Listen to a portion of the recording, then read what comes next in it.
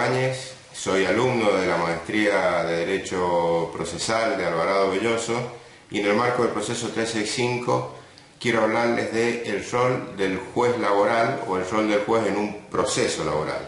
Mucha doctrina habla de una jurisdicción protectoria atendiendo a la función de orden público que tienen las normas laborales, el carácter imperativo e irrenunciable, hace que el juez deba tener un rol distinto al jurisdiccional dirimente o tradicional y asuma este rol de justicia que llaman protectoria. Otros hablan de atenuación de la imparcialidad e inclusive están los que hablan de que debe ejercerse una función de vigilancia y control del orden público, es decir, que el juez tiene que asumir una actitud de controlar a quien el orden público tutela preferentemente. Y así se habla de una justicia de acompañamiento, de ponerse al lado de, o otras expresiones semejantes. E inclusive, cierto sector de la doctrina del derecho español, hablan de que no se puede cumplimentar los fines del derecho laboral con un juez que sea realmente neutral. Entonces hablan de una imparcialidad no neutral, así literalmente como se lo estoy diciendo. Bueno, frente a este panorama yo quiero dar una interpretación armonizante, quiero fijar mi postura tratando de dar una interpretación armonizante entre lo que son los principios del derecho del trabajo y el principio de imparcialidad del juzgador. Es decir, una interpretación que sin desconocer la historia, los fundamentos, la razón de ser del derecho del trabajo, no por eso tengamos que concluir forzosamente en pregonar esta suerte de parcialidad del juez laboral. Y si dije que no, que me hago cargo de los principios, pues tengo que hacer referencia al más importante, que es el principio protectorio, que consiste en distintas técnicas dirigidas a equilibrar las diferencias preexistentes entre trabajador y empleador. Es lo que se llama la hiposuficiencia en el derecho del trabajo, que se conoce como la hiposuficiencia del trabajador. Es decir, es indudable, no se puede desconocer el diferente poder de negociación que tiene el empleador respecto al trabajador y el desequilibrio económico y jurídico entre ambos. Por eso es que el derecho sustancial, el Estado, a través de la creación de normas jurídicas, compensa esa debilidad originaria porque se ve a la relación entre empleador y trabajador como una relación de poder y es el Estado quien viene a poner un límite a ese poder a través de un derecho objetivo protectorio. Pero acá adelanto, por eso es que siempre se lo ve el derecho del trabajo como un derecho de obrero, porque la finalidad del derecho del trabajo es unilateralmente, digamos, protectorio de derechos y garantías del trabajador. Su finalidad es la protección del trabajador, porque, insisto, viene a constituir un límite al poder del empresario. Pero, y acá adelanto un poquito mi tesis, es la norma y no el juez quien tiene esa característica de protectorio. Luego explicaré detalladamente esta tesis. Retomando, esto viene, ya lo explicaba Aristóteles en su obra La Ética de Nicómaco, que no hay desigualdad mayor en la que consiste en tratar de igual modo a los desiguales, porque esa sería una forma de mantener solapadamente esa desigualdad. Se acuñó de allí la máxima de que el principio de igualdad no se aplica a una relación contractual entre desiguales. Por eso el artículo 17 bis de la Ley de Contrato de Trabajo es claro al respecto y dice que las desigualdades que crea la ley se entenderán como una forma de compensar las desigualdades que de por sí trae ya la relación jurídica sustancial entre trabajador y empleador. Y ya lo decía Couture, el procedimiento lógico, mecanismo lógico para equilibrar las desigualdades, para solucionar, para corregir las desigualdades, es mediante la creación legal por supuesto, de otra desigualdad, es decir, desigualdad compensada con otra desigualdad, nivelar desigualdades en los términos de Pla Rodríguez. Y esta desigualdad en el derecho del trabajo son muchísimas, son casi infinitas. Tenemos de por sí el principio protectorio a través del indubio pro operario, que es una regla de interpretación en la cual ante la duda en la aplicación de la norma el juez laboral debe optar necesariamente por la norma más favorable al trabajador. El otro, que es una regla de aplicación, ante la duda en la aplicación en cuál norma se aplica, debe optar por la norma más favorable. Y finalmente el de la condición más beneficiosa, que es una modalidad de la norma favorable, que es también una regla de elección de la fuente más favorable para el trabajador, siempre en caso de duda. También tenemos el principio de irrenunciabilidad, del orden público, el de la realidad, por lo cual todo fraude o simulación de la ley se va a sustituir automáticamente, se va a declarar la nulidad y automáticamente de pleno derecho se la sustituye por la norma imperativa que corresponda. El principio de gratuidad, las actuaciones administrativas y judiciales y preprocesales a favor del trabajador, presunciones, que como vamos a ver más adelante está llegado de presunciones todas favorables al trabajador, por mencionar las más importantes.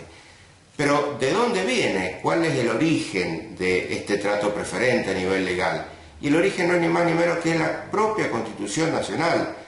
Es decir, tiene raigambre constitucional porque el artículo 14 bis de la Constitución dice expresamente que el trabajo en su diversa forma gozará de la protección de las leyes, Entonces, el legislador ordinario no solamente puede, sino que debe otorgar este trato preferente. Está obligado por la Constitución, o trato preferente, amparo preferente en términos de otros autores.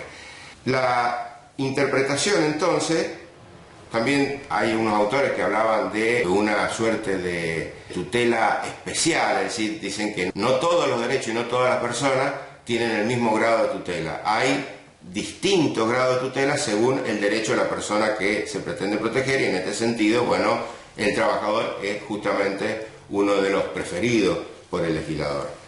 Pero atención, es el legislador el que tiene que otorgar este trato preferente, no el juez. Son ámbitos distintos, son planos distintos.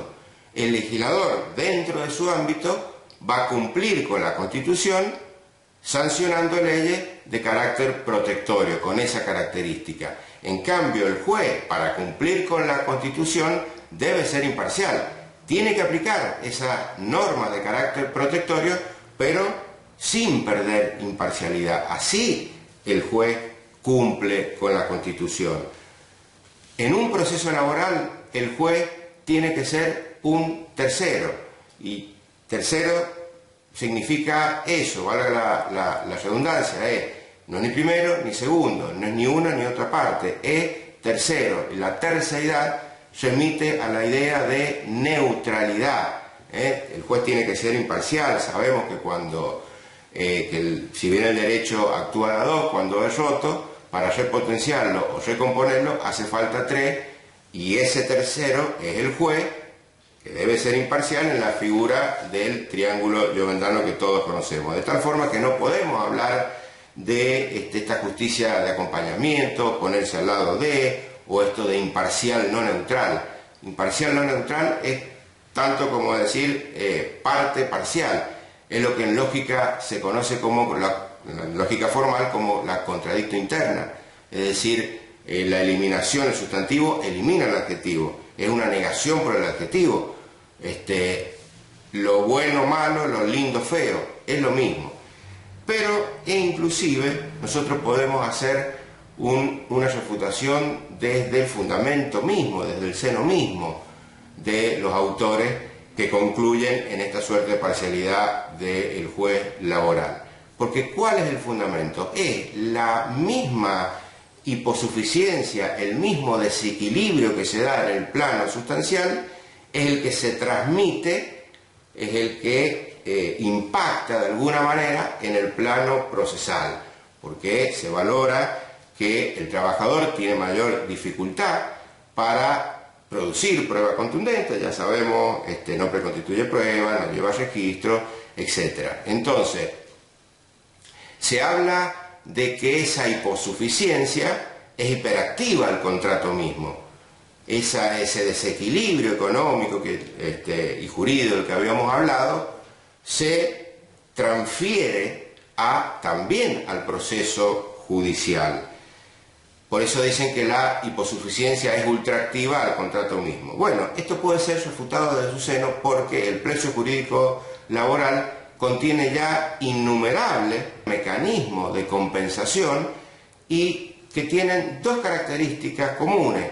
Por un lado son todas favorables al trabajador y todas, absolutamente todas, son de naturaleza procesal y probatoria, específicamente probatoria. Es decir, si bien está, y me refiero concretamente a los recaudos laborales, libro de sueldos y jornales y presunciones laborales, si bien está regulado en la norma jurídica sustancial, se aplica una vez constituido la relación jurídica procesal y específicamente la sentencia, que en puridad sabemos no forma parte del proceso.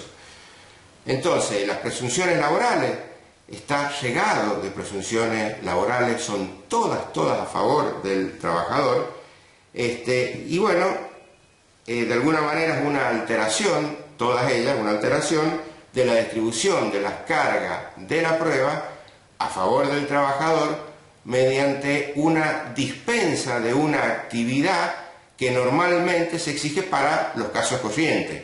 Se lo dispensa al trabajador de esa actividad procesal que sería necesaria en casos normales, aclarando que es una alteración simplemente parcial, porque si bien los hechos presumidos quedan fuera del objeto de prueba, los hechos que constituyen la base de la presunción deben ser probados en el caso de ser negados. Pero, vuelvo a insistir, todos esos efectos se dejan ver una vez constituida la relación procesal, en el proceso, no obstante haber sido fijado por la ley de fondo. Y la ley de contrato de trabajo tiene innumerables, inclusive utiliza distintas designaciones, y todas las presunciones son a favor del trabajador.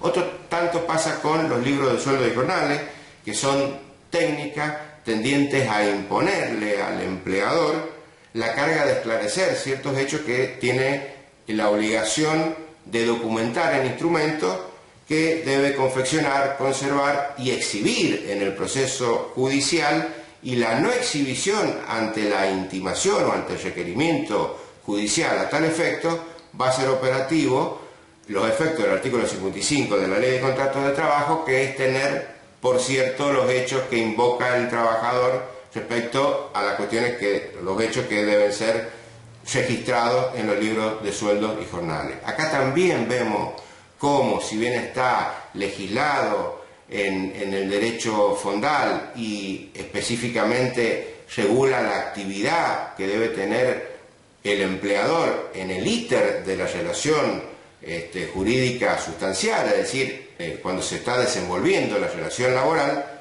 su aplicación también se va a remitir concretamente ya constituida la relación procesal y se dejará ver los efectos plenos en la sentencia. Entonces existen innumerables métodos de compensación, todos ellos son de carácter procesal y específicamente probatorio, por ello la inferioridad del trabajador que se reconoce no es motivo suficiente para quebrar con el principio de imparcialidad del juzgador. Entonces no se trata de desconocer la inferioridad, el desequilibrio que hay entre empleador y trabajador, tampoco el trato preferente que debe tener naturalmente y por constitución la ley a favor del trabajador, y hasta les podría aceptar un plus de protección en el ámbito procesal, pero simplemente que no venga del órgano judicial. Para eso está la figura del Ministerio Público, del Ministerio Fiscal, en el fuero laboral, que como todo Ministerio Fiscal su finalidad es justamente la protección del débil en la relación, pero no necesariamente el juez quien por constitución debe ser imparcial. Cobran sentido las palabras entonces de Alvarado Belloso en aquella clase que dio respecto justamente a la imparcialidad del jugador, y recibió la refutación de una jueza laboral que le dijo: ¿qué hace el trabajador si yo no lo protejo? Y Alvarado le contestó: mire señora, yo creo que el trabajador tiene todo el derecho a que el Estado lo cuide, lo mime, lo proteja. Para eso le pongamos asesores y asesores y asesores. Si quiere un batallón de abogados, acá estas palabras son mías entre paréntesis, léase Ministerio Fiscal en el Fuero del Trabajo. Retomando, le acepto señora que venga Batman y Robin, se pongan uno atrás y otro adelante para proteger al trabajador. Le acepto si quiere que venga el cuerpo de bomberos de la ciudad y rodee con sus camiones hidrantes al trabajador. Le acepto que venga toda la ciudad y rodee a los camiones hidrantes, a Batman y Robin, a los abogados y al trabajador. Pero si hay una persona en toda la ciudad que no se puede poner del lado del trabajador, es usted, señora, porque si no la otra parte se quedaría sin juez.